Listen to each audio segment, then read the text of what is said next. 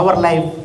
అంటే మనము ఏ విధంగా ఫలించాలి, ఏ విధంగా ఫలిస్తే దేవుడు మెచ్చుకుంటాడు అన్న విషయాల గురించి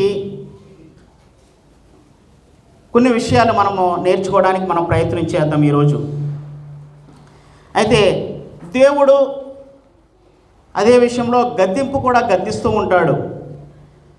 ఆయన తన బిడ్డల్ని ఎప్పుడూ కూడా సరిచేయాలని చూస్తూ ఉంటాడు.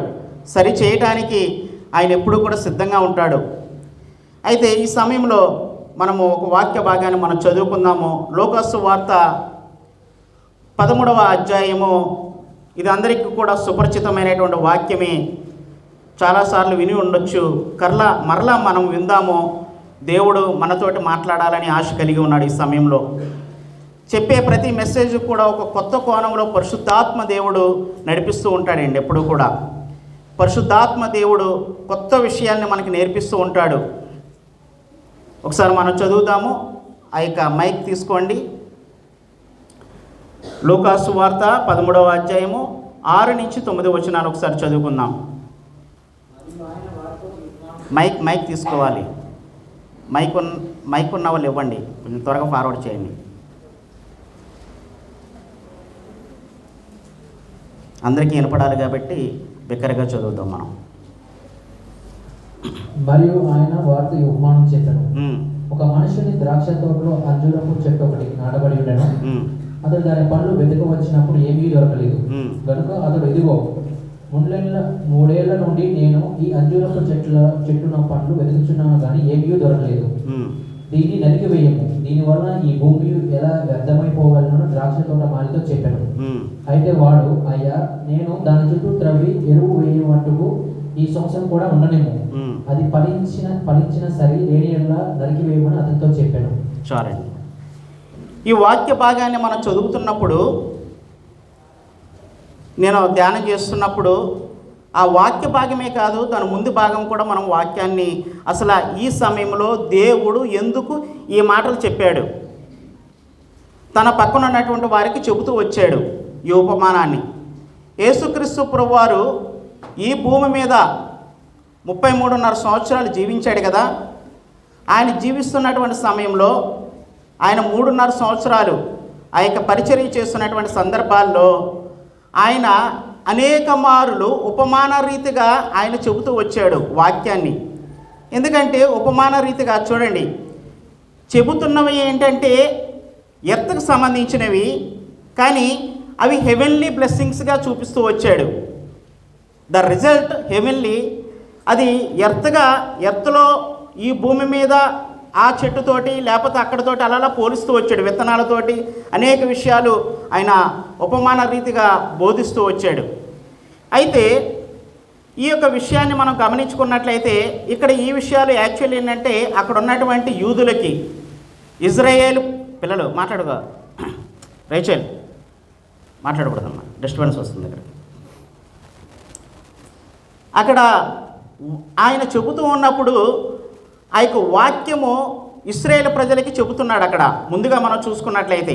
కానీ ఆ భాగము మనకు ప్రజెంట్ అయితే దాన్ని నేను తీసుకోలేదు. అక్కడ సిలోమోను దగ్గర ఒక గోపురం కూలిపోయింది, దానివల్ల కొంతమంది చనిపోయారని, అదేవిధముగా గలీల్లో ఉన్నటువంటి వారు కొంతమంది యొక్క రక్తము బలి అర్పణగా అక్కడ బలిలో కలిసిపోయిందని ఈ విషయాలు చెబుతూ వచ్చాడనమాట. కానీ ఇక్కడ ఆ విషయాన్ని ఆయన చెబుతున్నాడు. కానీ ఈ వాక్యము మనకి అన్వయించుకుందాం. ఈ వాక్యము అర్థం ఏంటో ఒకసారి నేను కొన్ని విషయాలు విపులంగా చెప్పడానికి నేను ప్రయత్నం చేస్తాను. ఇక్కడ 3 వ్యక్తులు కనబడుతూ ఉన్నాడు. ఒకటి యజమాని, మనం చదువుకున్నాం. ఒక మనుషుని ద్రాక్ష తోటలో అంజూరపు చెట్టు ఒకటి నాటబడి ఉండెను. చూడండి, నాటబడి ఉండెను. అతడు దాని పండ్లు వెతక వచ్చినప్పుడు ఏమీ దొరకలేదు. గనుక అతడు, ఇదిగో 3 ఏండ్ల నుండి నేను ఈ అంజూరపు చెట్టు పండ్లు వెతక వచ్చి ఉన్నాను కానీ ఏమీ దొరకటలేదు. దీనిని నరికివేయము, దీని వలన ఈ భూమియు ఏల వ్యర్థమైపోవాలని ద్రాక్ష తోట మాలితో చెప్పెను. అయితే వాడు, అయ్యా, నేను దాని చుట్టూ త్రవ్వి ఎరువు వేయి మట్టుకు ఈ సంవత్సరము కూడా ఇది కూడా అండర్లైన్ చేసుకోవాలి. ఉండనిమో, అది ఫలించినా సరే, లేని ఎడల నరికి వేయమని అతనితో చెప్పాను. ఇక్కడ యజమానుడు ఉన్నాడు. ద్రాక్ష తోట ఎవరిది? యజమానుడిది. ద్రాక్ష తోట మాలి ఉన్నాడు. అంటే అక్కడ ద్రాక్ష తోటలో పని చేస్తున్నటువంటి ఒక పనివాడు ఉన్నాడు. మూడోది ఏంటి? అంజూరపు చెట్టు ఉంది. గమనించండి పిల్లలు, మీకు కూడా అర్థం అవ్వాలి.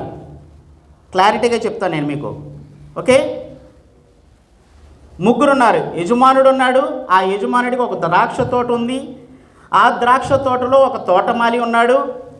ఆ తోటమాలి కాకుండా ఒక అంజూరపు చెట్టు ఉంది. అయితే ఈ ముగ్గురు కూడా వేటికి సాదృశ్యంగా కనబడుతున్నారు అన్న దాని గురించి నేను వివరిస్తా. యజమానుడు తండ్రి అయిన దేవునికి సాదృశ్యంగా ఉన్నాడు. తోటమాలి కుమారుడైన యేసుక్రీస్తు ప్రభువారికి సాదృశ్యంగా ఉన్నాడు. ఆ అంజూరపు చెట్టు నీకు నాకు సాదృశ్యంగా కనబడుతుంది. ఆ అంజూరపు చెట్టు నువ్వు నేనే. మనకి అన్వయించుకున్నట్లయితే కనుక యజమాని తండ్రి అయిన దేవుడు ఒక ద్రాక్ష తోట నాటాడు. ఆ ద్రాక్ష తోటను చూసుకోవడానికి కుమారుడైన యేసుక్రీస్తు ప్రభువారికి బాధ్యతలు అప్పగించాడు. ఆ యొక్క తోటలో ఒక అంజూరపు చెట్టు, ఫిగ్ ట్రీ అంటారు ఇంగ్లీష్లో. ఫిగ్ ట్రీ, FIG, పిగ్ కాదు, FIG ఫిగ్ ట్రీ, అంజూరపు చెట్టు ఒకటి నాటబడి ఉంది. అయితే యజమానుడు మొదటి సంవత్సరం వచ్చాడు. ఆ అంజూరపు చెట్టు ఫలములు లేవు, కనిపించట్లా. మరలా రెండో సంవత్సరం వచ్చాడు. మరలా చూశాడు, ఏమన్నా పండ్లు కనపడుతున్నాయా, ఎక్కడైనా అంజూరపు పళ్ళు పూత వచ్చిందా అని చూశాడు. ఎక్కడా కనిపించట్లా. మూడో సంవత్సరం వచ్చాడు. మరలా ఆకులు తప్ప అంజూరపు చెట్లో ఎటువంటి ఫలము కూడా కనిపించట్లా. ఆయన ఒక డెసిషన్ తీసుకున్నాడు యజమానుడు. ఏమని డెసిషన్ తీసుకున్నాడు అంటే, తోటమాలిని పిలిచి, ఇదిగో తోటమాలి, ఈ అంజూరపు చెట్టు నేను 3 సంవత్సరాల నుంచి వస్తున్నా. మొదటి సంవత్సరం వచ్చా కాయలు లేవు, రెండో సంవత్సరం వచ్చా కాయలు లేవు, మూడో సంవత్సరం వచ్చా ఆ ఆకులు తప్ప కాయలు లేనే లేవు. మరి ఎందుకు ఈ యొక్క చెట్టును నువ్వు ఇంకా ఉంచుకొని ఉన్నావు? ఎందుకు ఈ చెట్టుని ఇంకా నువ్వు నీళ్ళు పోస్తున్నావు, ఎరువేస్తున్నావు? అయినప్పటికీ కూడా ఈ చెట్టు ఫ్రూట్స్ ఇవ్వట్లా. అయితే ఆ యజమాని ఒక డెసిషన్ తీసుకున్నాడు. ఏం డెసిషన్ తీసుకున్నాడంటే, ఈ యొక్క చెట్టు వల్ల ఏ ఉపయోగం లేదు, దీన్ని నరికేద్దాం అని డెసిషన్ తీసుకునే ఆ యొక్క తోటమాలితో చెప్తున్నాడు, ఇది నరికేయి అని చెప్పేసి. అయితే తోటమాలి చెబుతున్నాడు, చాలా చక్కగా మాట్లాడుతున్నాడు. ఆయన ఏమని చెప్తున్నాడు అంటే, అయ్యా ఇదిగో ఈ యొక్క చెట్టు చుట్టూరు కూడా నేను బాదు చేస్తా, అంటే పాదు అంటారు కదా, పాదు చేస్తా అంటే చుట్టూరు కూడా తవ్వుతా, చక్కగా నీళ్లు పడతా, చక్కగా ఎరువేస్తా, ఎటువంటి అన్వాంటెడ్ అంటే ఎటువంటి కలుపు మొక్కలు దాని పక్కన రాకుండా నేను చూసుకుంటా. ఈ ఒక్క సంవత్సరం ఓపిక పట్టయ్యా, ఈ ఒక్క సంవత్సరం ఉండనివ్వు.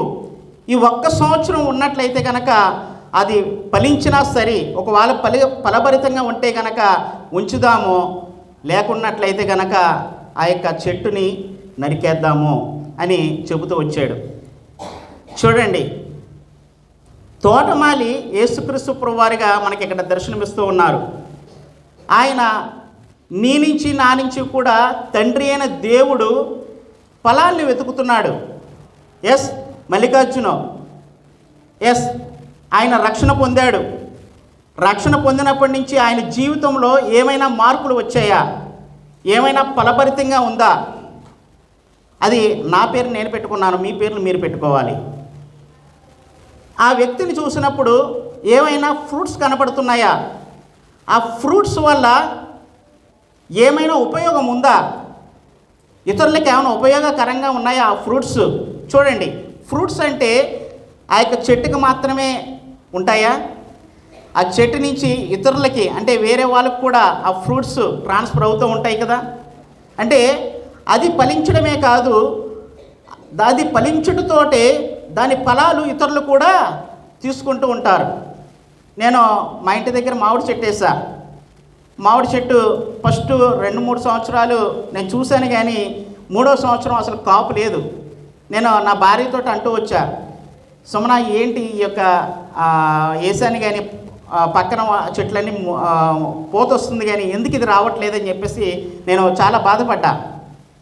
అయితే 4వ సంవత్సరం నుంచి అది పూయటము స్టార్ట్ చేసింది, పూత రావడం స్టార్ట్ చేసింది, ఫ్రూట్స్ ఇస్తూ వచ్చింది అనమాట. ఇప్పుడు కూడా ఇస్తూనే ఉంది. ఈ సంవత్సరం కూడా లైట్గా వచ్చింది, ఎక్కువ రాలేదు. అయితే కాయలు కావాలా? కాస్త ఇస్తలే. అయితే ప్రార్థన చేయి కాయాలని. అయితే చూడండి, లోకానుసారంగా ఉన్నటువంటి మనకే ఒక చెట్టుని చూసినప్పుడు ఇది ఎన్నిసార్లు చూసినా ఇది ఫలించట్లేదే, ఎటువంటి ఫ్రూట్స్ ఇక్కడ కనిపించట్లేదే అని చెప్పేసి మనము చూస్తూ ఉంటాం. మరి తండ్రి అయిన దేవుడు కూడా ఎక్స్పెక్ట్ చేస్తాడు కదా ఖచ్చితంగా. ఆ యొక్క యజమాని ఎక్స్పెక్ట్ చేయడంలో తప్పు ఏమైనా ఉందా? ఏమైనా తప్పు ఉందా? లేదు కదా. ఎక్స్పెక్ట్ చేస్తాడు. నాటించింది ఎవరు? తండ్రి అయిన దేవుడే. చూడండి, ఆ చెట్టు నేను మొట్టమొదటిగా 3 అంశాలు నేను రాసుకున్నాను. ఆ 3 అంశాలు బట్టి నేను మీకు క్లుప్తంగా వివరణ ఇచ్చి నేను ముగిస్తాను ఈ యొక్క సబ్జెక్టు. మొదటి పాయింట్ ఏంటంటే the position of the fig tree. The position of the fig tree. ఆ యొక్క అంజురపు చెట్టు యొక్క స్థానము ఎలా ఉంది అని మనం ఒకసారి ఆలోచన చేద్దాం. ఆ యొక్క అంజూరపు చెట్లు నాకు తెలుసుంటే చాలా ఉంటాయి కదా. పాలిస్తాన్ దేశంలో మీకు ఎక్కడికి వెళ్ళినా కానీ చాలా చోట్ల అంజూరపు చెట్లు కనబడుతూ ఉంటాయి. నేను మొన్న ఒకసారి ఒక వీడియో చూశాను. అక్కడ ఇజ్రాయేల్ ప్రాంతంలో లేకపోతే ఆ పాలిస్తాన్ చుట్టూరు కూడా ఆయన చూపిస్తూ వచ్చాడు. చాలా ఫ్రూట్స్ చాలా ఎక్కువగా గుత్తులుగా కనబడుతూ ఉన్నాయన్నమాట, ఫిగ్ ట్రీస్, అంజూరపు పళ్ళు. అయితే ఆ యొక్క అంజూరపు చెట్టు స్థానము యాక్చువల్లీ ఎక్కడుంది? బయట ఉంది, తోటకి బయట ఉంది. కానీ ఆ అంజూరపు చెట్టుని తీసుకొచ్చి నాటింది ఎవరు? ఆ యొక్క తోట యొక్క యజమాని. చూడండి, the position of the fig tree ఒకప్పుడు బయట ఉంది, అంటే తోటకి బయట ఉంది. ఆ తోట, ఇక్కడ ఇంకొక అంశం చెప్పడం మర్చిపోయానండి. తోట అంటే సంఘము. మొదటిగా యజమాని తండ్రి అయిన దేవుడు, తోటమాలి యేసుక్రీస్తు ప్రభువారు. తోట సంఘానికి సాదృశ్యంగా కనబడుతుంది, ఆ చెట్టు మనకి సాదృశ్యంగా కనబడుతూ ఉందన్నమాట. అయితే ఈ యొక్క తోటకి బయట ఉంది ఆ ఫిగ్ ట్రీ, ఆ ప్లాంట్ లేకపోతే ఆ యొక్క మొక్కగా ఉన్నప్పుడు తీసుకొచ్చాడు ఆ యొక్క యజమాని. తీసుకొచ్చి ఎక్కడ నాటాడు? తోటలో నాటాడు. తోటలో నాటి వదిలేసాడా? వదిలేలా. ఆ తోటలో అక్కడ ఒక టేక్ కేర్ చేసేటటువంటి కేర్ టేకర్కి అప్పగించాడు. మీరు చూడండి, ఇదే విధముగా నీవు నేను కూడా ఆ అంజూరపు చెట్టుని పోలి ఉన్నామని నేను సెలవిచ్చాను కదా. ఆ అంజూరపు చెట్టులాగే నీ స్థానము కూడా ఒకప్పుడు బయట ఉంది, లోకము బయట లోకస్తులతో ఉంది. ఎలాగ ఎదగాలో తెలియదు. మొన్న నా ప్రియ సహోదరుడు సుబ్బారావు నిజంగా అద్భుతమైనటువంటి చక్కని సాక్ష్యాన్ని షేర్ చేసుకున్నాడు ఇక్కడ. ఆయన ఒక మాట అన్నాడు, నాకు బాగా నచ్చింది. ఒకవేళ గనక నేను ఇక్కడ ఉండకపోతే గనక నేను ఎక్కడో గోండాగానో, గోండా వాడారా బ్రదర్, రౌడీగానో, నిజంగా అంటే ఆయన అలాగ అంటున్నాడు. మరి నేను కూడా అలాగ ఉండేవాడినేమో, ఒక తప్పుడు ఆలోచనలతోటి, తప్పుడు ప్రవర్తనతోటి, తప్పుడు విధానాలతోటి మన స్థానం కూడా అక్కడే ఉంది. మనం కూడా ఈ యొక్క సంఘానికి వెలుపల ఉన్నాము, బయట ఉన్నాము. ఒకప్పుడు మన యొక్క స్థితి చూస్తే చచ్చిన వారంగా ఉన్నాం మనము. మన అపరాధములు, అందుకని ఎఫెసీ పత్రిక ఒక మాట చెప్తుంది, మన అపరాధముల చేత మన పాపముల చేత మీరు చచ్చిన వారై ఉండగా అంటున్నాడు. అంటే మన పాపములు, మన అపరాధములు, మన యొక్క తప్పులు, మన యొక్క తలంపులు, మన యొక్క తప్పుడు ఆలోచనల వల్ల మనము ఒక పాపిష్టి లోకంలో జీవిస్తూ ఉన్నాం మనం. మనము ఒక బయట అంటే సంఘము వెలుపల ఆ తోటలో ఆ యొక్క చెట్టుకి ఒక రక్షణగా ఉండడానికి అక్కడ కేర్ టేకర్ని ఇచ్చాడు. ఇక్కడ యేసుక్రీస్తు ప్రభువారిని మనకి అనుగ్రహించాడు సంఘంలో అండి. చూడండి, అక్కడ లోకంలో ఆ చెట్టు ఉంది. ఆ చెట్టు నాకు తెలుసుండి అది బయట ఉన్నట్లయితే కనుక దానికి సరిగ్గా నీళ్ళు పోసేవారు ఉండకపోవచ్చు, సరైన సమయానికి దానికి ఎరువులు వేసేటటువంటి వాళ్ళు ఉండకపోయి ఉండొచ్చు. కానీ ఆ యొక్క చెట్టు దాని ఇష్టానుసారంగా ఇలా గిజిబిజి గిందరగోళంగా ఎటువంటి ప్రూనింగ్ లేకుండా, అంటే ఎటువంటి కటింగ్స్ దానికి లేకుండా, ప్రూనింగ్ అంటే కట్ చేయడం అనమాట, ఎక్స్ట్రా వచ్చిన వాటిని కట్ చేస్తూ ఉంటారనమాట చక్కగా అది ఎదగటానికి కోసం. ఆ యొక్క చెట్టు అలా ఉండేదేమో. అదే విధమైనటువంటి జీవితంలో నువ్వు నేను ఉన్నామండి. ఒకప్పుడు మనల్ని ఎవరో పట్టించుకునే వాళ్ళు లేరు, మనల్ని ఆదరించే వాళ్ళు లేరు. మనకి ఏదన్నా బాధ వస్తే ఇతరులకి చెప్పుకునేటువంటి అవకాశం లేదు. ఒక పాపిష్టి ఆలోచనలు, ఒక పాపిష్టి చూపులు, పాపిష్టి తలంపులు, పాపిష్టి చేష్టలు, ఒక ఇష్టానుసారమైనటువంటి ఒక కుక్క చచ్చినటువంటి జీవితాన్ని నువ్వు నేను కూడా జీవిస్తూ ఉన్నాం. మన స్థానం అండి అది, మన స్థానం ఏది అది. అయితే మనం యేసుక్రీస్తు ప్రభువారి యందు విశ్వాసం ఉంచడం ద్వారా మనము ఎక్కడ నాటబడ్డామో అక్కడ అదే చెప్తున్నాడు, నాటబడినో అని అక్కడ మాట ఉంటుంది, మీరు అండర్లైన్ చేసుకోమని చెప్పాను. అయితే ఆ చెట్టు స్థానము బయట, the position of the fig tree, the position of the our self. మనందరము కూడా సంఘము బయట ఉన్నాము, అక్కడ లోకములో మునిగిపోయి ఉన్నాము. కానీ ఇప్పుడు ఎక్కడ నాటబడ్డామంటే ద పొజిషన్ మారిపోయిందండి. The position of the fig tree మారిపోయిందండి. ఎక్కడికి వచ్చింది? తోటలోకి వచ్చింది, ఒక సంరక్షణలోకి వచ్చింది, ఒక చక్కటి కేర్ టేకర్ చేతిలోకి వచ్చింది, ఒక సంరక్షకుడు యొక్క చేతిలోకి వచ్చింది. చూడండి, మన జీవితము కూడా ఆ ఫిగ్ ట్రీ లాగే ఉన్నది ఒకప్పుడు, కానీ దాని స్థానము తోటలోకి రావడం జరిగింది. అంటే సంఘం అనేటటువంటి తోటలో మనము నాటబడ్డామండి. The position of the fig tree నేను చెప్పాను. అయితే నెక్స్ట్ పాయింట్ నేను త్వరగా వెళ్తానికి నేను ప్రయత్నం చేస్తా. The privilege of fig tree. మొట్టమొదటిగా మనం చూసాము the position of the fig tree. ఆ యొక్క అంజూరపు చెట్టు యొక్క స్థానము లోకము, కానీ అది సంఘములో నాటబడింది. రెండవదిగా the privilege of fig tree. చూడండి, ఆ యొక్క ఫిగ్ ట్రీకి ఉన్నటువంటి ఆధిక్యత. ప్రివిలేజ్ అంటే అదే కదా, ఆధిక్యత అంటే భాగ్యము అంటాం. ఎంతో గొప్ప భాగ్యం చేసుకున్నారండి అని అంటాం, అవునా కదా. ఆధిక్యత.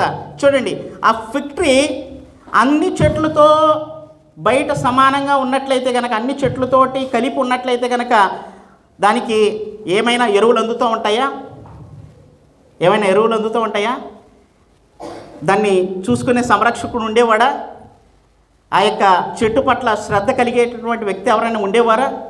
లేరు కదా. నీ జీవితం నా జీవితం అలాగే ఉంది కదా. కానీ మనం ఎప్పుడైతే యేసుక్రీస్తు ప్రభువారి యందు రక్షణ పొందుకున్నామో మనము సంఘంలో నాటబడ్డాం. తర్వాత అంటే సంఘానికి జత చేయబడ్డాం. మనం సంఘానికి జత చేయబడిన తర్వాత the privilege of fig tree మనం చూసుకున్నట్లయితే దానికి 3 విషయాలు. మొదటగా శ్రద్ధ తీసుకునేవాడు వచ్చాడు ఆ ఫిగ్ ట్రీకి, అవునా కదా. శ్రద్ధ తీసుకునేవాడు ఒకడు ఎలక్ట్ చేయబడ్డాడు, ఆయనే కేర్ టేకర్.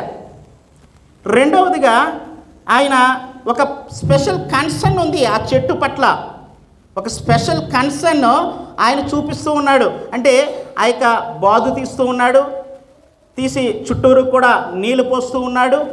అదేవిధముగా అప్పుడప్పుడు వచ్చి దానికి కావలసినటువంటి ఎరువులు, ఎన్పీకే అంటారా? ఎన్పీకే కదా, NPK, sodium, potassium, nitrogen, yes NPK, NPK అంటారన్నమాట. ఎందుకంటే నేను కూడా నా చెట్లకు కొన్నిసార్లు వేసేయాలండి, తీసుకొచ్చాను. అయితే సోడియం, పొటాషియం, నైట్రోజన్, అంతేనండి. Nitrogen, potassium, phosphorus, potassium. Yes, వాళ్ళ సైన్స్ విద్యార్థులు కాబట్టి వాళ్ళకి బాగా తెలుసు. ఓకే, అయితే ఎరువుని చక్కగా వేసేటటువంటి ఒక శ్రద్ధ కలిగినటువంటి ఒక కేర్ టేకర్ చేతికి ఆ యొక్క చెట్టు అప్పగించబడింది. చూడండి, దాని ధన్యత ఏంటంటే దానికి ప్రత్యేకంగా దానికి కావలసినటువంటి అవసరతలు, అది ఎప్పుడు ఎదగాలి, ఎలా ఎదగాలి, ఎలాగా దానికి నీళ్ళు కావాలి, ఎంత క్వాంటిటీ ఆఫ్ వాటర్ కావాలి, ఎంత క్వాంటిటీ ఆఫ్ ఎరువు కావాలి, ఎంత క్వాంటిటీ ఆఫ్ రిమైనింగ్ అంటే ఆ చెట్లు పెంచే వాళ్ళకి తెలుస్తూ ఉంటుంది. ఆ విధంగా ఆ యొక్క కేర్ టేకర్ ఆ శ్రద్ధ కలిగి, ఒక స్పెషల్ కన్సర్న్ కలిగి ఆ యొక్క చెట్టుకి కావలసినటువంటి పోషకాలు ఇస్తూ వచ్చేటటువంటి ఒక ఆధిక్యత బయట చెట్లకు లేదండి. ఉందా? బయట తోట బయట ఉన్నటువంటి చెట్లకి లేదు. ఇక్కడ మనం అర్థం చేసుకుందాం కొంచెం. అంటే బయట ఉన్నటువంటి వారికి ఈ ఆధిక్యత లేదు, కానీ నీకు నాకు కూడా దక్కింది. ఆ ఆధిక్యతలు నేను కొన్ని రాసుకున్నాను, నేను వాటిని మీకు చెప్పడానికి నేను ప్రయత్నం చేస్తాను. మొదటి ఆధిక్యత ఏంటంటే, సంఘములో నాటబడినటువంటి మనకి ద ప్రివిలేజ్ ఆఫ్ విక్టరీ లాగా, అంటే the privilege of our self, మనకి కలిగినటువంటి ఆధిక్యతలు ఏంటంటే వీఆర్ గాడ్స్ చిల్డ్రన్.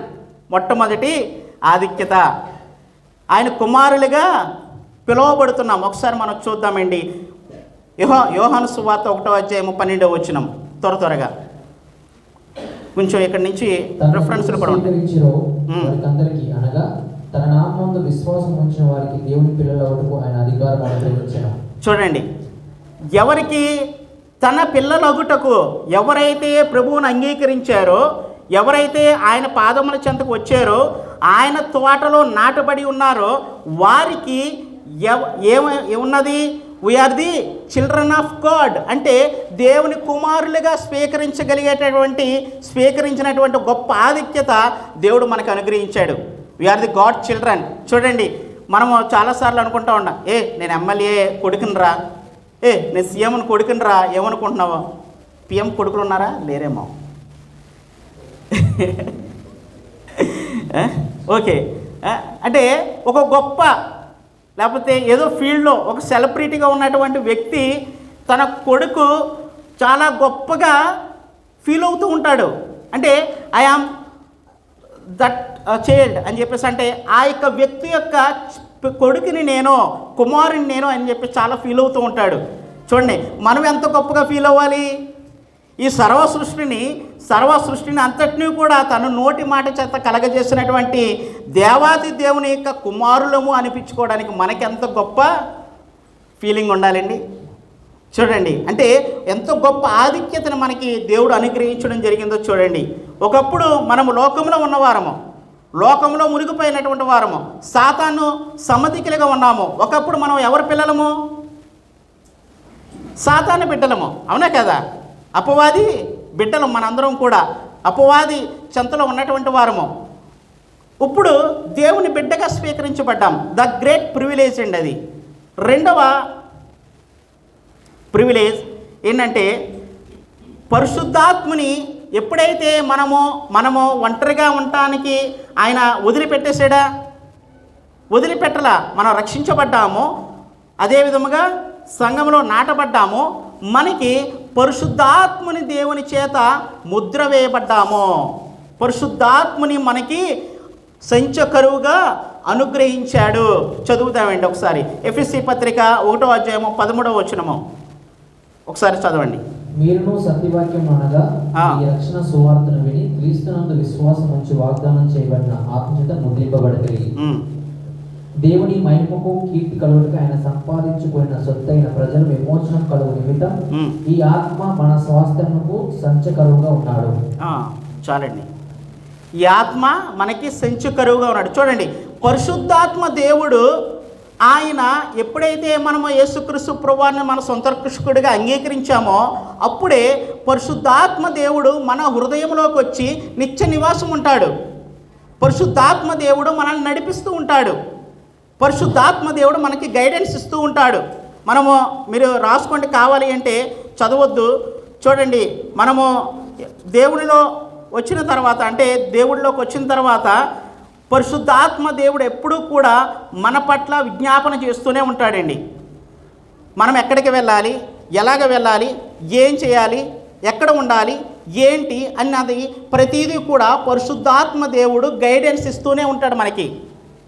పరిశుద్ధాత్మ దేవుడు మన నిత్య నివాసం ఉంటున్నాడు. ఆయన చాలామంది ఇప్పుడు సొసైటీలో ఉన్నటువంటి సంఘాల్లో పరిశుద్ధాత్మ దేవుడిని చాలా తేలికగా చులకనగా చూస్తున్నారండి. పరిశుద్ధాత్మ దేవుడా రా దిగిరా. పరిశుద్ధాత్మ దేవుడండి, ఆయన ఒక వ్యక్తి, ఆయన శక్తి కాదు. పరిశుద్ధాత్మ దేవుడు వ్యక్తి, ఆయన శక్తి కాదు. శక్తి అంటే ఒక దాని నుంచి ఒకటి ట్రాన్స్ఫర్ అవుతుంది. శక్తి అంటే మెకానికల్ ఎనర్జీ ఉన్నది అంటే ఎలక్ట్రికల్ ఎనర్జీగా ట్రాన్స్ఫర్ అవుతుంది. మన దేవుడు అలాంటి వాడు కాదు, ట్రాన్స్ఫర్ అవుడు. ఆయన ఒక వ్యక్తి, త్రిత్వములో మూడవ వ్యక్తి. ఆయన ఈజ్ ఎ పర్సన్. పరిశుద్ధాత్మ దేవుడు మనకి ముద్ర వేసాడంట, ముద్ర చేత ముద్రించాడంట. ఇప్పుడు ఫర్ ఎగ్జాంపుల్ ముద్ర దేనికి గుర్తుగా ఉంటుందండి?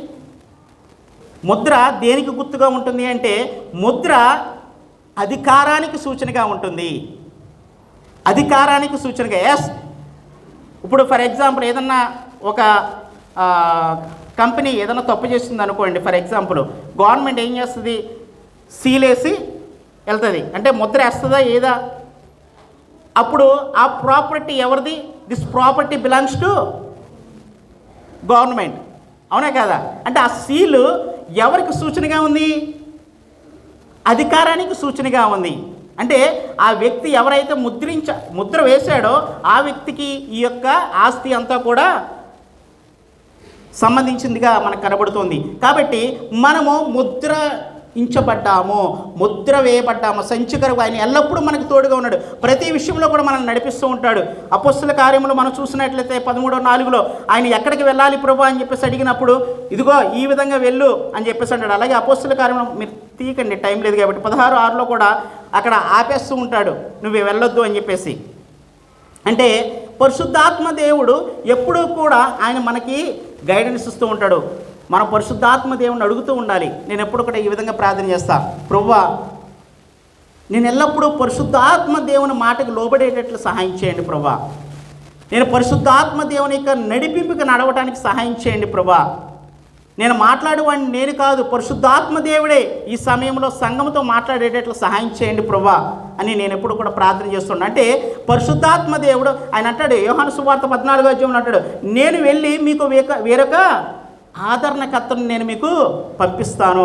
దట్ గ్రేట్ ప్రివిలేజ్ అండి. అంటే యేసుక్రీస్తు ప్రభువారు మన కోసం ఆ కలవరి శిలువలో మరణించి మనల్ని ఉట్టిగా వదిలిపోలేదండి.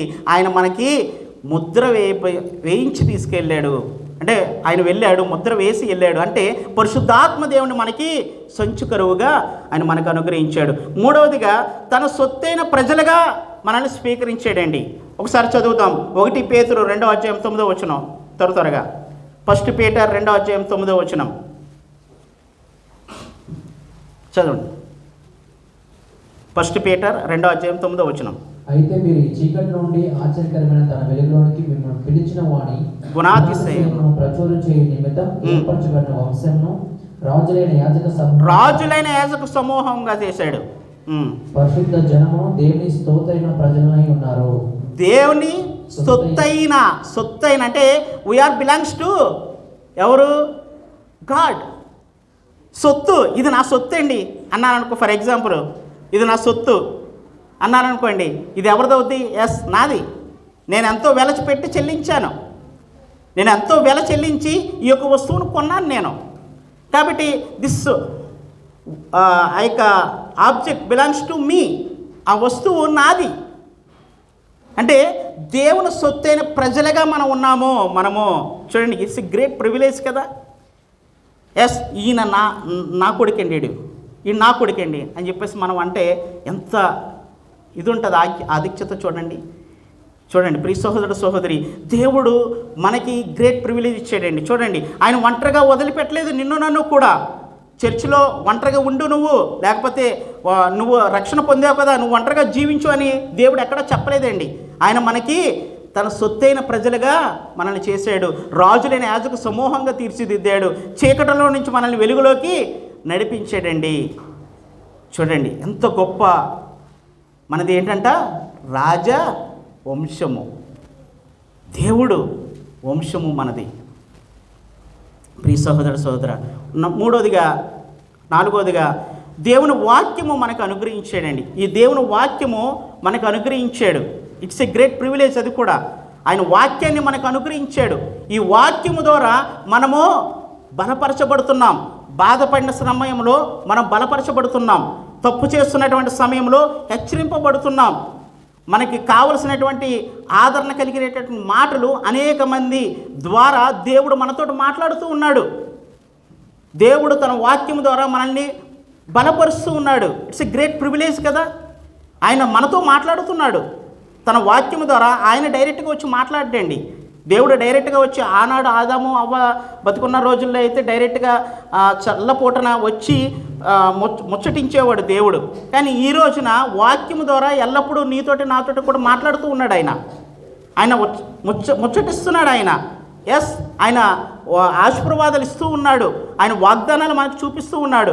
అనేక విషయాల ద్వారా దేవుడు మనల్ని బలపరుస్తూ ఉన్నాడు. చూడండి, అదేవిధముగా 4వదిగా చూసుకున్నట్లయితే కనుక 5వదిగా మన మనవులు ప్రార్థనలు అంగీకరిస్తూ మనకు సహాయకారుడిగా ఉన్నాడు. 1 పీటర్ 3వ అధ్యాయము 12వ వచనము. 1 పీటర్ 3వ అధ్యాయము 12వ వచనము. ప్రభువు కన్నులు నీతిమంతుల మీదను ఆయన చెవులు వారి ప్రార్థన వైపు ఉన్నవి కానీ ప్రభువు ముఖం కీడు చేయ వారికి విరోధంగా ఉన్నది. ఆయన చెవులు ఎలా ఉన్నాయంట? మన మనవులు ఆలకించేవాడిగా ఉన్నాడంట. నువ్వు బాధపడినటువంటి సమయంలో ప్రభువా నాకు సహాయం చేయి, ప్రభువా నాకు తోడుగా ఉండు, ప్రభువా నాకు ఇదిగో ఈ ఇబ్బంది ఉందయ్యా, ఈ ఫైనాన్షియల్ ప్రాబ్లం ఉంది ప్రభువా, ఇదిగో ప్రభువా పెళ్ళి కావట్లేదు ప్రభువా, ఇదిగో ప్రభువా జాబ్ రావట్లేదు ప్రభువా, ఇదిగో ప్రభువా, ఇవన్నీ కూడా ప్రభు పాదాల చెంత మనం విన్నవించుకున్నప్పుడు, మన మనవులు ఆయనకు అప్పగించినప్పుడు ఆయన వినేవాడిగా ఉన్నాడంట. అంటే ఆయన ఎల్లప్పుడూ కూడా మన ప్రార్థన మనవులు ఆలకించేవాడిగా ఉన్నాడు. నేను 5 ఇంకా చాలా ఉన్నాయి కానీ 5 ప్రివిలేజెస్ చెప్పానండి. The privilege of fig tree నేను ముందుగా చెప్పాను. ఆ ఫిగ్ ట్రీ యొక్క ప్రివిలేజ్ ఎలా ఉంది అంటే దానికి ఒంటరిగా వదిలిపెట్టలేదు ఆ ఫిగ్ ట్రీని. ఆ ఫిగ్ ట్రీకి కావలసినటువంటి ప్రతి ఎరువుని కూడా సరైన సమయానికి సరైన టైంలో ఇస్తూ ఉన్నాడు. ఒంటరిగా వదిలిపెట్టలా, ఒక సంరక్షకుడిని ఏర్పరిచాడు. ఆ సంరక్షకుడు ద్వారా ఆ యొక్క చెట్టుకి, అంజూరపు చెట్టుకి ఇస్తూ ఉన్నాడు. అయితే మనకి ఈ యొక్క ఫిగ్ ట్రీ ద్వారా ఆ ఫిగ్ ట్రీ ఏ విధంగా ఒక గ్రేట్ ప్రివిలేజెస్ కలిగి ఉందో, మనము కూడా సంఘంలో నాటబడినటువంటి ఒక అంజూరపు చెట్టులాగా ఉన్నామో, మనకు కూడా దేవుడు గ్రేట్ ప్రివిలేజెస్ని మనకి అనుగ్రహించాడు. మొదటగా మనం చూసాము, ఆయన కుమారులుగా మనం స్వీకరించబడ్డాము. పరిశుద్ధాత్మ దేవుని చేత ముద్ర వేయబడ్డాము. అదేవిధముగా ఆయన సొత్తైన ప్రజలుగా మనల్ని ఆయన చేసుకున్నాడు. అదేవిధంగా ఆయన వాక్యం ద్వారా మనల్ని బలపరుస్తూ ఉన్నాడు. ఆయన మన ప్రార్థన మనవులు ఆలకిస్తూ ఆయన మనకి సహాయం చేస్తూ ఉన్నాడు. కాబట్టి ప్రియ సహోదరుడా, మనం 2 విషయాలు వింటూ వచ్చాము. ఒకటి, the position of the fig tree, అది లోకం నుంచి సంఘంలోకి మనము స్థానము మారిచ్చాడు దేవుడు. రెండవది, the privileges of the fig tree అన్నాం. మూడవదిగా, the purpose of fig tree. ఇది చాలా ప్రాముఖ్యమైనటువంటి విషయము. The purpose of fig tree అంటే ద ఫిగ్ ట్రీ యొక్క ముఖ్య ఉద్దేశం ఏంటి? దేవుడు చూడండి, ఆ యొక్క యజమానుడు ఆ యొక్క చెట్టుని తోటలో నాటాడు.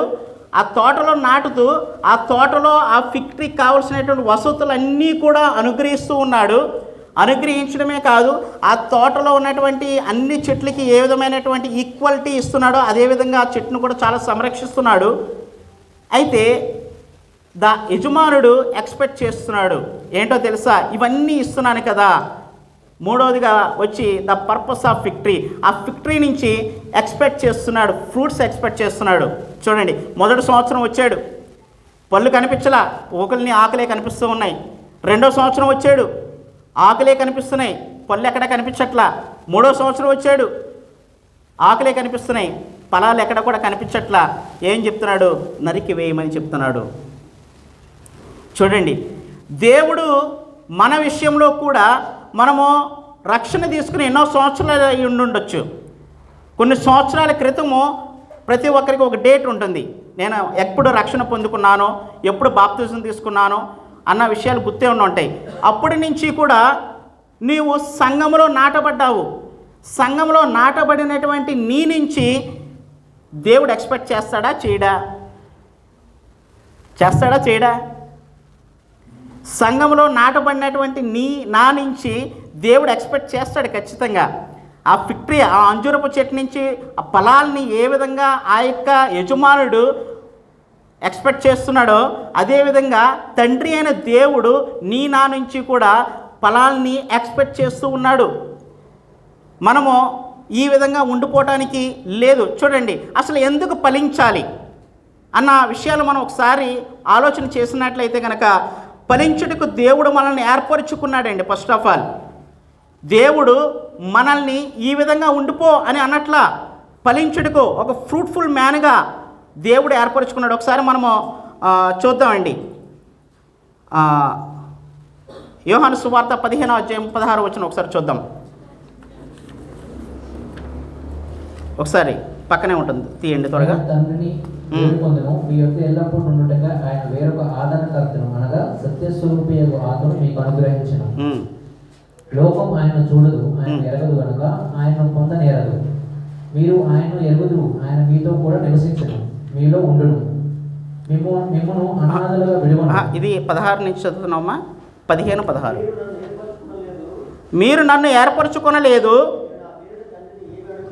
మీరు నా పేరట తండ్రిని ఏమి అడుగుదురో అది ఆయన మీకు అనుగ్రహించినట్లు మీరు వెళ్ళి ఫలించుటకును నీ ఫలము నిలిచి ఉండటకును నేను మిమ్మను ఏర్పరచుకొని నియమించితిని.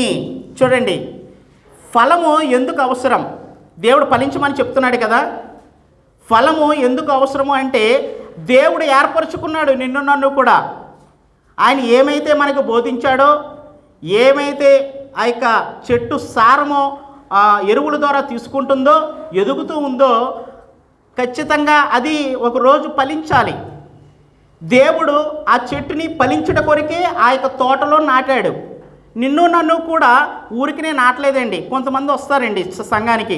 ఎలా వస్తారంటే, ఒక ఆదివారం ఆ 2 గంటలు లేకపోతే 3 గంటల సంఘంలో ఉంటే చాలు మనకి. ఆ 3 గంటలు మనకి ఉంటే చాలు. జస్ట్ వారంలో ఒక బైబిల్ స్టడీ ఉంటే చాలు, ఒక ప్రార్థన మీటింగ్ ఉంటే చాలు, వీటికి అటెండ్ అవుతే చాలు, ఇంకా నేను ఇంకేం అవసరం లేదు అన్నట్లుగా జీవిస్తూ ఉంటారు. కానీ అది కాదండి దేవుడు మన నుంచి కోరుకునేది. We have to fruitful. మన ఫ్రూట్స్ ఇతరులు కూడా తినేటట్లుగా ఉండాలి, మనం ఫలించాలి. ఆ విధంగా దేవుడు అందుకనే నిన్ను నన్ను కూడా ఏర్పరచుకున్నాడు. అదేవిధంగా ఫలించుట దేవుని చిత్తం. ఒకసారి ఆదికాండము 1:28 ఒకసారి చదువుదామండి. ఫలించడము దేవుని చిత్తం. ఇది గాడ్స్ విల్. ఫలించడం అన్నది దేవుడు జీవం కలిగి చలించు వాటిని జలములు సమృద్ధిగా పుట్టించుగాకని, పక్షులు భూమిపైన ఆకాశ విశాలంలో ఎగురుగాకని పలికారు. దేవుడు జలముల్లో వాటి వాటి జాతి ప్రకారం జలములు సమృద్ధిగా 28 చదవండి బ్రదర్. అదేనా? దేవుడు వారిని ఆశీర్వదించెను. మీరు మిస్ అయిపోతుంది. 1:28 చదవండి. దేవుడు వారిని ఆశీర్వదించెను. ఎట్లనగా మీరు ఫలించి అభివృద్ధి పొంది విస్తరించి, మీరు ఫలించి అభివృద్ధి పొంది విస్తరించి భూమిని నిండించి దాన్ని లోపరుచుకొనిడి. ఏమన్నాడు ఇక్కడ? దేవుడు వారిని ఎవరిని ఆశీర్వదించాడు? ఎవరినైతే భూమి మీద పెట్టాడో వారిని ఆశీర్వదించాడు. ఆశీర్వదించి భూమి ఏమంటున్నాడు? మీరు ఫలించి. ఎట్లనగా మీరు ఫలించాలి. You have to fruitful your self. నువ్వు ఫలభరితంగా ఉండాలి, అంతేగాని ఇక్కడ ఉండిపోవడానికి లేదు. ఇట్స్ గాడ్స్ విల్ అండి. అది ఫలించడం అన్నది దేవుని యొక్క చిత్తం. అది మొదటగా మనం విన్నాం. ఫలించడం అనేది దేవుడు ఏర్పరచుకోవటం వల్ల మనం ఫలించాలి ఖచ్చితంగా. మనం లోకంలో ఉన్నాము, ఒకప్పుడు దేవుడి సన్నిధిలో నాటబడ్డాము, సంఘంలో జత చేయబడ్డాము, సంఘంలో ఒక వ్యక్తిగా మనం ఉన్నాము. ఇప్పుడు మనం ఏం చేయాలంటే ఫ్రూట్ఫుల్ అవ్వాలి. అదేవిధంగా మనం ఫలించడం ద్వారా ఏం జరుగుతుంది అన్న విషయాన్ని ఒకసారి చూద్దాం. 15వ అధ్యాయం యోహాను సువార్త 15:8. మీరు బహుగా ఫలించడం వలన తండ్రి మహిమపరచబడును. చాలండి. మూడవదిగా మనం ఏమన్నాము? మనము బహుగా ఫలించడం వలన. ఎందుకు మీరు ఫలించాలి అంటే నేను చెబుతున్నటువంటి మాటలు అనమాట.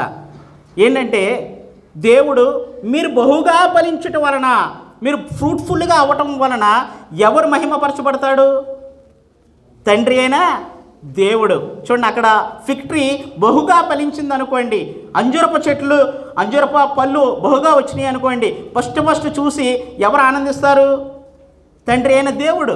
ఖచ్చితంగా అంటే మనము ఫలించడం ద్వారా దేవుడికి మహిమ వస్తుంది, దేవుణ్ణి గ్లోరిఫై చేస్తాం మనం ఫలించడం వల్ల. అయితే సరే, 3 విషయాలు ఇందులో చూస్తూ వచ్చాం. మనం ఎందుకు ఫలించాలి అన్న దాని గురించి 3 విషయాలు చెప్పాను. ఒకటి, మనల్ని దేవుడు ఏర్పరచుకున్నాడు కాబట్టి మనం ఫలించాలి. అదేవిధంగా ఇది దేవుడి చిత్తం కాబట్టి మనం ఫలించాలి. అదేవిధంగా మనం ఫలించడం ద్వారా తండ్రి అయిన దేవుడు మహిమ పరచబడతాడు. మూడవదిగా మనం చూసుకున్నట్లయితే కనుక మనం ఏ విధంగా ఫలిస్తాము, ఇది పాయింట్. మనం ఏ విధంగా ఫలిస్తాం, అసలు ఫలించడానికి అవకాశం ఎక్కడ ఉంది అని మనం ఆలోచన చేసినట్లయితే కనుక మనము మొదటిగా చూసినట్లయితే కనుక యోహాను సువార్త 15వ అధ్యాయంలోనే మనము ఇక్కడ 3వ వచనం నుంచి చూద్దామండి. అక్కడే, నేను మీతో చెప్పిన మాటను బట్టి మీరు ఇప్పుడు పవిత్రులై ఉన్నారు. నా యందు నిలిచి ఉండడి, మీ యందు నేను నిలిచి ఉందును. తీగ ద్రాక్షవల్లిలో నిలిచి ఉంటేనే కానీ తనతో తాను ఎలాగో ఫలింపదో, అలాగే నా యందు నిలిచి ఉంటేనే కానీ మీరు ఫలింపరు. చాలండి. ఇప్పుడు మనం విన్నాం, ఫలించడం అన్నది అవసరం. ఫలించడం అన్నది అవసరం. ఎలా ఫలిస్తాం మనం అన్నది మనం ఆలోచన చేసినట్లయితే మనము దేవుడి యందు నిలిచి ఉండటం ద్వారా మనం ఫలిస్తామంట. నా యందు మీ మాటలు మీరు నా యందును నిలిచి ఉండటం ద్వారా మీరు బహుగా ఫలిస్తారు. మీరు నాకు వేరుగా ఉండి మీరేమీ చేయలేరు. ఎస్, దేవుడికి వేరుగా ఉండి మనం ఏమీ చేయలేమండి. అయితే మనము ఫలిస్తూ ఉంటున్నాం కదా, ఈ ఫలించేటటువంటి విషయంలో దేవుడి యందు నిలిచి ఉండాలి అని మాట మనం వింటూ వచ్చాం. దేవుడి యందు ఏ విధంగా నిలిచి ఉంటాం, దేవుడి యందు మనము ఏ విధంగా నిలిచి ఉంటాం అని మనం ఒకసారి ఆలోచన చేస్తే 4 విషయాలు నేను చెప్పి ముగిస్తానండి.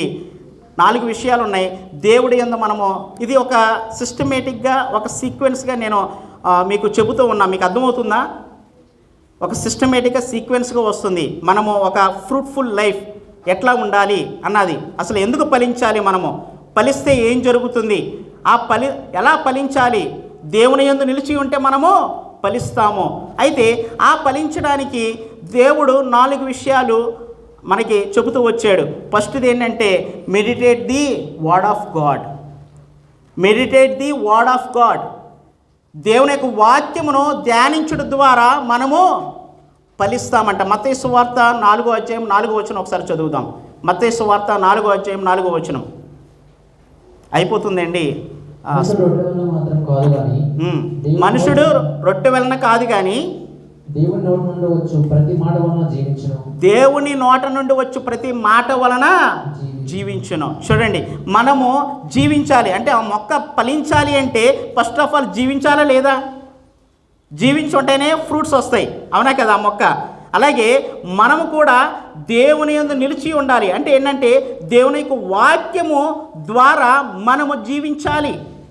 దేవుని యొక్క వాక్యము ద్వారా జీవించాలి. చూడండి, meditate the word of God. దీంట్లో చాలా పెద్ద సబ్జెక్ట్ ఉంది కానీ నేను అంత చెప్పదలుచుకోలేదు. ఫస్ట్ ఆఫ్ ఆల్ చూడండి, ఈ నూతన సంవత్సరము ఒక నిర్ణయానికి రండి మీరు. ఏంటంటే నేను ఈ రోజు నుంచి నాకు తెలుసండి జనవరి 1 నుంచే చేయాలి, కానీ ఈరోజు 5వ తారీఖు కాబట్టి ఈ రోజు నుంచి ఒక నిర్ణయం తీసుకోండి. We have to quiet time చేయండి. First of all meditate the word of God అంటే కొంతమంది రీడింగ్ వేరండి. రీడింగ్ వేరు, మెడిటేషన్ వేరు. రీడింగ్ అంటే ఏంటంటే చదువుకుంటూ పోతారు. ఎస్, నేను 3 అధ్యాయాలు చదివేశాను, 4 అధ్యాయాలు చదివేశాను, 5 అధ్యాయాలు చదివేశాను అని చెప్పి చాలామంది చదువుకుంటూ పోతూ ఉంటారు. అది కాదండి. Meditate the word of God. Meditation చేయాలి. మెడిటేషన్ అంటే ఏంటంటే, మీకు మెడిటేషన్ అంటే తెలుసు కదా, ధ్యానం చేయటం. ఇలాగా అంటే శ్వాస మీద ధ్యాస పెట్టుకుని కూర్చుంటే వాక్యం రాదు. అంటే అది మెడిటేషన్ అని లోకస్తులు అంటారు. Meditate the word of God అంటే క్వైట్ టైం చేయాలి. అంటే ప్రతిరోజు కూడా వ్యక్తిగతమైనటువంటి ధ్యానం మనకు ఉండాలి. ఖచ్చితంగా ఒక సబ్జెక్ట్ తీసుకోండి. ఎస్, ఈరోజు నేను స్టార్ట్ చేయాలనుకుంటున్నా. ఏది? ఓల్డ్ టెస్టమెంటా, న్యూ టెస్టమెంటా? ఓల్డ్ టెస్టమెంట్ పక్కన పెట్టి న్యూ టెస్టమెంట్కి రండి, ఒకవేళ కొత్తగా వచ్చిన వాళ్ళైతే. ఎందుకంటే ఓల్డ్ టెస్టమెంట్ అర్థం చేసుకోవడానికి కొంచెం ఇబ్బందికరంగా ఉంటుంది. మీరు ఒక బుక్ తీసుకోండి. ఈరోజు కూడా చాలామంది బుక్స్ తయారండి, రాసుకోరు వాక్యాన్ని. ఎంతమంది రాసుకుంటున్నారా? నేను పిల్లల్ని అడుగుతున్నా, పెద్దవాళ్ళని అడగలేను నేను. అది మీకే వదిలేసా. రాసుకోవాలండి. ఒక బుక్ కొనుక్కోవాలి. ఇదిగో నేను నిన్న వెళ్ళి 80 రూపీస్ బుక్ కొనుక్కొని తెచ్చుకున్నా, కొత్త సంవత్సరానికి కొత్త బుక్. ఈ బుక్కే కాదు, ఇంకో బుక్ ఉంది, అది మెడిటేషన్ కోసం. ఇది ఇక్కడ మెడిటేట్ చేయడానికి ఇంటికాడ ఒక బుక్ కొనుక్కున్నా. మెడిటేట్ చేయండి అంటే ఆ యొక్క పశువు ఏం చేస్తుందో తెలుసా? తినేస్తుంది. ఫస్ట్ ఆకలేసినంత తినేస్తుంది. తినేసి ఒక పక్కన కూర్చుని నెమ్మదిగా అని నెవరేస్తూ ఉంటుంది. నెవరు వేయటం అంటారనమాట. అంటే మళ్ళీ బయటికి తెచ్చుకుని దాన్ని నెవరేస్తూ ఉంటుంది అనమాట. దేవుని యొక్క వాక్యమును కూడా అలాగే నెవరేస్తూ ఉండాలి. ఇక్కడ నేను 13వ అధ్యాయము 6వ వచనంలో చెప్పాను కదా, పైన ఎలాగ జరిగింది, అసలు ఎందుకు యేసుక్రీస్తు ప్రభువారు మాట్లాడారు, ఎన్ని మాటలు రావాలి అంటే we have to meditate the word of God. మనం దేవుని యొక్క వాక్యాన్ని మెడిటేట్ చేస్తూ ఉండాలి. కొంతమంది ఈరోజు కూడా వాక్యం చదవటం సరిగ్గా రాదు, పట్టి చదువుతూ ఉంటారు. వాక్యం చదవాలి ఎక్కడికి వచ్చి అంటే, నేను మీ యొద్ద ఉండగానే ఈ మాటలు మీతో, ఇదా? మా నాన్నగారండి, అంటే నాకు ఎవరో పరిచయం లేదు కాబట్టి చెప్పలేను, కానీ మా నాన్నగారండి 3వ తరగతి చదువుతున్నాడు. చదువుకున్నాడు 3వ తరగతి చదువుకున్నారు. బైబిల్ వాక్యాన్ని అనర్గళంగా చదివేస్తూ ఉంటాడు. ఈ రోజుని అనర్గళంగా చదివేస్తూ ఉంటాడు. 3వ తరగతి చదువుకున్న వాడికి తెలుగు వస్తుందా? అప్పుడు ఆ టైంలో నేను స్కూల్లో చదువుతున్నప్పుడు పలక మీద రాయించుకునేవాడు. నేనే నేర్పా మా నాన్నగారికి. ఇవన్నీ కూడా నేను నేర్పి మొత్తం అంతా కూడా అక్షరమాల ఇవన్నీ కూడా గుణింతాలన్నీ కూడా నేర్పాను నేను, నాకు తెలిసినంత వరకు. మా నాన్నగారు ఏం చేశారో తెలుసా? బైబిల్ మొత్తం ఇప్పటికీ ఇక్కడ నాకు తెలిసిన చాలాసార్లు చదివేస్తుంటూ ఉంటారు ఆయన. ఎన్నో సంవత్సరాలు గడిచిపోతున్నాయి, ఇంకా అక్కడే ఉంటాం. ఒక్క పుస్తకం కూడా మనం కంప్లీట్గా చదవం. మత్తయి సువార్త చదివితే 2 అధ్యాయాలు చదివేసరికి అబ్బా నిద్ర వస్తుందబ్బా. సాతాను గడు వస్తాడు, నీకు నిద్ర రప్పిస్తాడు. వాక్యం ఎక్కడ చదువుతున్నావు నువ్వు? ఎన్ని బైబిల్స్ మార్చావు నువ్వు? బైబిల్ నలిగిపోయి ఉందా? ఒకసారి మనం ఆలోచన చేద్దాం. సంవత్సరాలు గడిచిపోతూ ఉన్నాయి. ఎక్కడ మనం వాక్యాన్ని నేర్చుకుంటున్నాం? ఎక్కడ మనం సువార్త చెప్పాలి అంటే కనుక రోమాపత్రిక 3:23 ఎక్కడ ఉన్నదో తెలియదు, అది ఏం చెప్తుందో తెలియదు. 3:26 ఏంటి చెప్తుందో తెలియదు. యోహాను సువార్త 3:16 ఏం చెప్తుందో తెలియదు. అంటే మనం ఏం చేస్తున్నాము? వాక్యాన్ని పక్కన పెట్టేస్తున్నాము. ఇంటికి వెళ్ళగానే షెల్ఫ్లో పెట్టేస్తున్నాం, పక్కన పెట్టేసి మన పనులు మనం చూసుకుంటున్నాము. ప్రియ సహోదర సహోదరి, మనము ఫలించాలి అంటే we have to meditate the word of God. దేవుని యొక్క వాక్యాన్ని నువ్వు చదవకపోతే నువ్వు ఫలించవు, ఇతరులకు పరభరితంగా ఉండవు, దేవుడికి మహిమ తెచ్చేవాడిగా నువ్వు ఉండవు. ప్రియ సహోదర సహోదరి, ఈ రోజు నుంచి ఒక తీర్మానం తీసుకోండి. నూతన సంవత్సరం వచ్చింది, 2024 సంవత్సరం పూర్తి అయిపోయింది, 2025వ సంవత్సరం వచ్చింది. ఈ రోజు నుంచి నేను ఈ రోజు నుంచి ఈ అధ్యాయం నుంచి కంప్లీట్గా నేను చదవడానికి ప్రయత్నం చేస్తా, మెడిటేట్ చేస్తా, క్వైట్ టైం చేస్తా, పక్కన రాసుకుంటా, ఏదైనా డౌట్స్ వస్తే బ్రదర్స్ని అడుగుతా. బైబిల్ కూడా తెచ్చుకోరండి ఈరోజు కూడా చాలామంది. ప్రియ సహోదర సహోదరి, దేవుడు నీతో మాట్లాడుతున్నాడు, నరికి వేయమని చెప్తున్నాడు. అక్కడ నువ్వు ఫలించకపోతే నరికి వేయబడతావు. ఆ గొడ్డలి అక్కడికి వచ్చింది, ఎక్కడికి వచ్చిందో తెలుసా? ఇంటిలోంచి, తన తోట మాలి ఇంటిలోంచి ఎక్కడికి వచ్చిందో తెలుసా? ఆ యొక్క మొదటికి వచ్చేసింది, ఏరు దగ్గరికి వచ్చేసింది. ఇగో కొంచెం అంటే నరికేస్తాను, నరికేసే అంటున్నాడు యజమాని. అక్కడ ప్రభు ఏమంటున్నాడు తెలుసా? అయ్యా ఇదిగో 1 సంవత్సరం ఇయ్యా అని బతిమాలుతున్నాడండి. ప్రియ సహోదర సహోదరి, ఈ సంవత్సరం నీకు కానుకగా ఇచ్చాడు, ఈ సంవత్సరం నీకు బ్లెస్సింగ్గా ఇచ్చాడు దేవుడు. ఈ సంవత్సరం నీకు ఒక దాన్ని ఏమంటారు, గ్రేస్గా ఇచ్చాడు. గ్రేస్ పీరియడ్ మాకు ఇస్తారండి. 8 గంటల నుంచి 5 నిమిషాలు గ్రేస్ పీరియడ్ అంట మాకు. గ్రేస్ పీరియడ్ నీకు ఇచ్చాడు దేవుడు. ఈరోజు కూడా నువ్వు మారకపోతే వేస్ట్. రెండవదిగా మనం చూద్దాం, ఫలించాలి అంటే you have to continuously prayer without seizing. మనం ప్రార్థన చేస్తూ ఉండాలి. ప్రార్థన చేస్తూ, నేను ముగించేస్తాను త్వరగా. ప్రార్థన చేయాలండి. ప్రార్థనకి చాలా ఇంపార్టెన్స్ ఇచ్చాడు దేవుడు. గెస్సమైన తోటకి వెళ్ళి రాత్రంతా కూడా ప్రార్థన చేశాడు. ప్రార్థన చేయాలి. మొన్న నేను మా సుబ్బారావు తోటి నేను మాట్లాడుతూ ఉన్నా, ప్రార్థన గురించి మీ ఇద్దరు డిస్కస్ చేస్తూ ఉన్నాము. ప్రార్థన ఎంత చేస్తున్నాం, సంఘంగా మనం ఎంత చేస్తున్నాం, సంఘ పరిధిలో మనం ఎంత ఉన్నది ప్రార్థన. మన పరిచర్య ఉంది కదా, మరి యేసుక్రీస్తు ప్రభువు రాత్రంతా కూడా ప్రార్థన చేసి పగలొచ్చి పరిచర్య చేసేవాడండి ఆయన. ప్రియ సహోదర సహోదరి, ఈ నూతన సంవత్సరంలో మనం ఒక డెసిషన్ తీసుకుందాం. రెగ్యులర్లీ ప్రార్థన చేద్దాం, ముమ్మారు ప్రార్థన చేద్దాం. దానియేలు ముమ్మారు ప్రార్థన చేశాడంట. నెహమ్యా ప్రార్థన చూడండి, అక్కడ యెరూషలేము గోడలను కట్టిందంట. యెహోషువ ప్రార్థన సూర్యచంద్ర నక్షత్రాలను ఆపేసిందంట. ఏలియా ప్రార్థన అగ్నిని ఆకాశం నుంచి కురిపించిందంట. చూడండి, ప్రార్థనకి ఎంత గొప్పతనం ఉందో తెలుసా ప్రియ సహోదర సహోదరి? నీకు ఎంత బాధ్యత ఇవ్వబడ్డది, ఎంత గొప్పగా దేవుడు నిన్ను నాటాడు ఈ సంఘములో. ప్రియ సహోదర సహోదరి, నువ్వు ఏం చేయాలంటే ప్రార్థన చేయాలి. ఎప్పుడు చూసినా బిజీ బిజీ బిజీ లైఫ్. ఓ రోజు దేవుడు రమ్మంటాడు, వెళ్ళిపోవలసింది నీ బిజీ లైఫ్ను వదిలిపెట్టి. ప్రార్థన ఎంత చేస్తున్నాం? ప్రార్థన ఎంత చేస్తున్నాం? ఒకసారి మనం ఆలోచన చేద్దాం. ఇతరుల ముందు ప్రార్థనా పరులుగా మనం నటిస్తున్నామేమో, వేషధారులుగా ఉంటున్నామేమో. ఆ బ్రదర్ చూస్తున్నాడు కాబట్టి నేను ప్రార్థన చేయాలి, ఈ సిస్టర్ చూస్తుంది కాబట్టి నేను ప్రార్థన చేయాలి. నువ్వు ఇంట్లో ఎంతసేపు ప్రార్థన చేస్తున్నావు, ఎంతసేపు ఫోన్ తోటి ఉంటున్నావు? తీర్మానం తీసుకుందాం. సంవత్సరాలు గడిచిపోతున్నాయి. సంఘము ఇంకా అభివృద్ధి చెందాలి. సంఘంలో నూతనంగా వస్తున్న వారు మధ్యన ఒక ఐక్యత రావాలి. సంఘంలో లీడర్స్, ఎల్డర్స్గా ఉన్నటువంటి సంఘ పెద్దలుగా ఉన్న వారి గురించి ప్రార్థన ఎంతసేపు చేస్తున్నావు నువ్వు? చూడండి, ప్రార్థన. అందుకని పేతురు పత్రికలో గర్జించిన సింహాలు ఎదురు చూస్తున్నాడంట. వాడు ఎలా ఉన్నాడు అంటే సంఘము బయట తిరుగుతూ ఉన్నాడు, ఎవరిని లట్టుకోమంటే వేసేసుకుందామా అని. ఎడతగ్గక ప్రార్థన చేయమని చెప్తున్నాడు.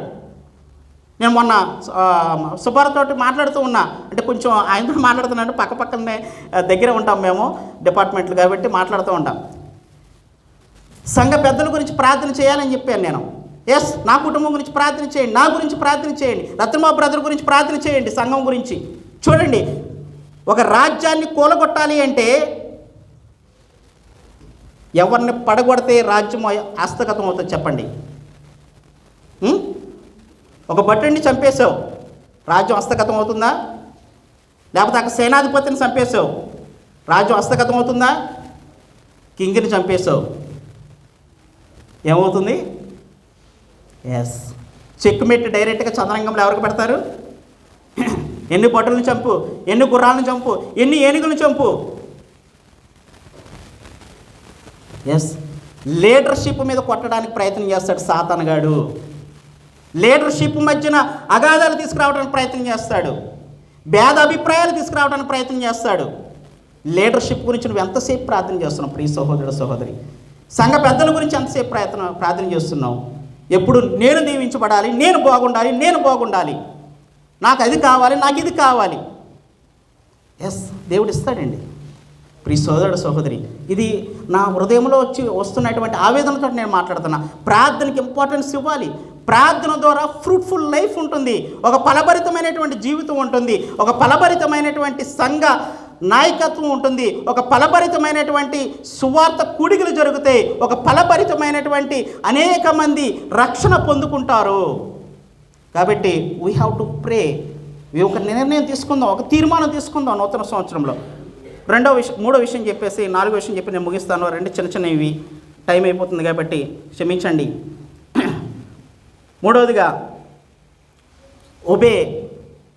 ఒబీడియన్స్ అంటే విధేయత. దేవుడు మాటలకు విధేయత చూపించాలండి. దేవుడు మాటలకు మనం విధేయత చూపించాలి. దేవుడు ఏం చెబుతున్నాడో అది చేయాలి ఖచ్చితంగా. ఎస్, పరిశుద్ధాత్మ దేవుడు నిన్ను అక్కడికి వెళ్ళొద్దు అంటాడు, అది అక్కడ పాపం ఉంది, నువ్వు వెళ్ళొద్దు అని గద్దిస్తూ ఉంటాడు. You have to obey. దేవుని యొక్క మాటను ఒబే చేయి. పర్లేదు ప్రభా, నేను వెళ్తాను, నేను అక్కడే ఉంటాను అంటే అది ఫలభరితంగా ఉండదు. పరిశుద్ధాత్మ దేవుడు అక్కడ పిలుపును వద్దు అన్నాడు, ఆగిపోయాడండి. పౌలును వద్దు అన్నాడు, ఆగిపోయాడండి. పేతురు దగ్గరికి వచ్చేసరికి నువ్వు అక్కడికి వెళ్ళు అన్నాడు, వెళ్ళాడండి. అంటే వీ హ్యావ్ టు ఒబే.